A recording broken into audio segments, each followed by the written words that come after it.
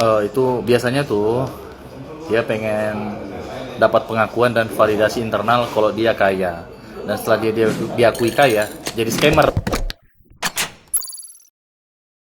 Hola netizen yang berbudi pekerti luhur. Kekayaan dari toko yang saat ini sedang ramai, John LBF, dipertanyakan oleh Dr. Richard Lee. Baru-baru ini Dr. Richard Lee mengundang John LBF untuk berbincang di podcastnya. Di podcast tersebut, Dr. Richard Lee mengaku bingung dengan kekayaan John LBF. Salah satu potongan video podcast dari Dr. Richard Lee kemudian viral di TikTok membahas bisnis perusahaan John LBF. John LBF berdalih bisnis virtual office merupakan bisnis yang paling menjanjikan saat ini. Ia lalu memberikan alasan mengapa bisnis virtual office adalah bisnis paling menjanjikan. Karena masih kebingungan, Dr. Richard Lee kembali berkata kalau dirinya masih bingung dengan kekayaan John LBF. Kemudian mempertanyakan omset dari perusahaan John LBF. John LBF pun menjawab kalau masalah omset itu merupakan rahasia perusahaan. Nah, gimana nih menurut netizen yang tersayang?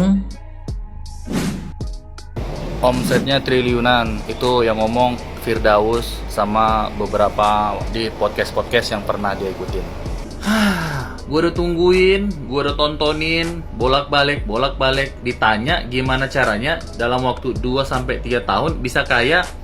Cerita dari zaman miskin, dari zaman susah, 10 tahun pengangguran, main burung, bukan dari keluarga orang kaya, bukan dari network orang kaya, bukan anak dari orang kaya, bukan kolega-kolega orang kaya, bukan dari orang perbankan, bukan punya warisan.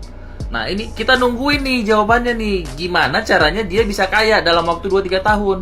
Nah sekarang dia dalam waktu 1 tahun bisa punya triliunan tuh, kata Daus tuh, pengacara Daus yang lagi viral tuh. Kita mau tiru bisnis, mau tiru nih bisnisnya nih dalam waktu 2-3 tahun. Pertanyaannya, harus bikin berapa PT satu hari supaya bisa jadi miliarder tuh kayak Bang John tuh. Ingat ya dari 2001, dari 2020, 2001 itu kan Covid tuh. Emang siapa yang mau bikin perusahaan? Nah, sekarang dalam waktu 4-5-6 bulan nih, 4-6 bulan terakhir dia punya macam-macam lagi nih. 6 PT dalam waktu 1 tahun.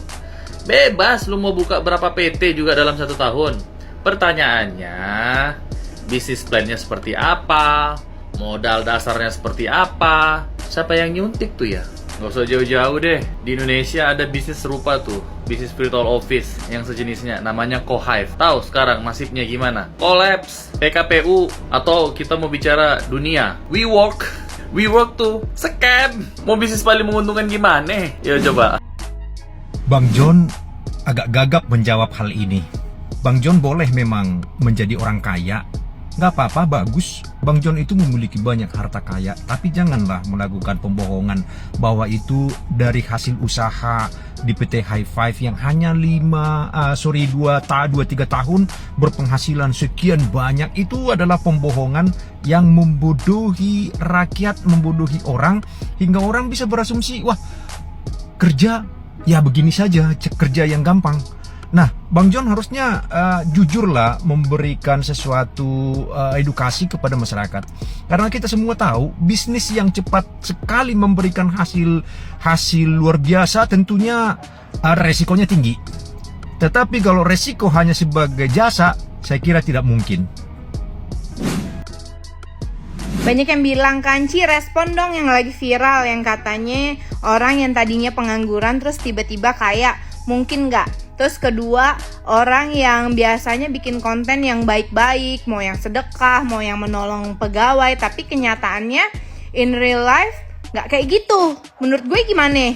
Kita bahas satu-satu ya. Yang pertama, dari yang orang yang misalnya awalnya pengangguran, bukan orang berada, terus tiba-tiba dalam waktu singkat, let's say 2 years, dalam waktu 2 tahun dia menjadi orang yang kaya. Possible nggak? Mungkin aja, tapi sekaya apa? Sekaya siapa gitu? Karena kan standar kaya bagi setiap orang tuh berbeda ya. Nah, yang dimaksud kaya ini tuh seberapa kaya gitu, itu hal yang perlu dipertanyakan. Kalau misalnya kita bilang sampai kaya banget gitu ya, kaya banget gitu, itu juga a bit too good to be true ya. Bukannya nggak mungkin, tapi too good to be true, oke? Karena kalau misalnya orang yang biasa udah kerja atau bisnis, mereka tahu nih, semua itu tuh ada hitung-hitungannya, say. Jadi nggak mungkin lu naik, karir lu tuh naik seperti ini tuh possible. Itu mungkin banget, bukannya possible ya, maksudnya itu wajar. Menanjaknya seperti ini. Tapi nanjak tuh juga kagak kayak roket, say. Kagak kayak ciu gitu, kagak mungkin. Unless bisnisnya you do something illegal. Mungkin hal apa kita tidak tahu, atau mungkin banyak selipnya ya. You know I know kan yang maksudnya gue. Kedua, bisa juga dia ngegoreng duit orang yang sebenarnya bukan duit dia sendiri gitu ya. Duit orang digoreng. Ya jadi gede, dia cuma udah mendapat kayak komisi aja sebenarnya. Tapi kan biasa orang yang brandingan di depannya itu kan mesti heboh nih, kalau nggak orang lain kagak percaya gitu. Padahal sebenarnya duitnya itu bukan duit dia gitu, duitnya itu ya duit investor yang di belakang layar gitu. Atau bisa juga ketiga, bisnisnya ya yang kayak belakangan ini lagi marak nih, yang sebelum ini kayak investasi bodong, gitu, nepu gitu ya. Jadi ya be realistic aja sih kalau misalnya orang menilai ya bisa kaya, tapi sekaya apa ya? Mungkin lebih kaya dari dulu ya udah pasti gitu. Tapi kan ya kayaknya kayak siapa dulu gitu loh, say. Karena justru kebanyakan ya orang yang gue kenal yang ngobrol kaya banget gitu, justru tidak terlihat kayak orang kaya. Kayak biasa aja gitu. Karena they don't need to prove anything gitu. Gitu sih menurut gue. Jadi ya balik lagi, bisa aja menurut si A dia itu termasuk kaya, bisa juga menurut orang lain dia tuh nggak kaya ataupun sebaliknya gitu ya. Itulah pendapat saya. Dan kalau yang satunya lagi yang soal baik tapi kenyataannya enggak, kita bahas setelah ini, oke? Rame ya, si Bang J ini dikulitin sama dokter Richard Lee. Bagaimana caranya bisa sampai sukses dalam waktu 1 sampai 2 tahun. Walaupun kelihatan jawaban-jawaban dari Bang J ini agak ngambang ataupun lari kiri, lari kanan, tapi dari situ kita bisa menarik sebuah kesimpulan bahwa sukses itu tidak ada yang instan. Semua itu butuh proses yang kadang naik, kadang turun, kadang mendaki, terjal, dan itu adalah proses menuju ke sebuah yang namanya kesuksesan. Jadi memang agak mustahil atau susah untuk dicerna secara logika dalam waktu 1 sampai 2 tahun sukses menjadi seorang miliarder ataupun seorang triliuner. Pada kesempatan ini saya akan sedikit membahas tentang saham kosong seperti yang disampaikan di dalam ini. Saham kosong itu artinya seseorang yang owner daripada perusahaan memberikan saham secara tertulis di akte, di mana orang yang diberikan saham tersebut tidak perlu menyetor dana, baik itu modal dasar ataupun modal setor. Jadi pada dasarnya dia tidak menyetor dana atau tidak memasukkan uang ke dalam perusahaan itu. Secara legalitas ya itu memang sah.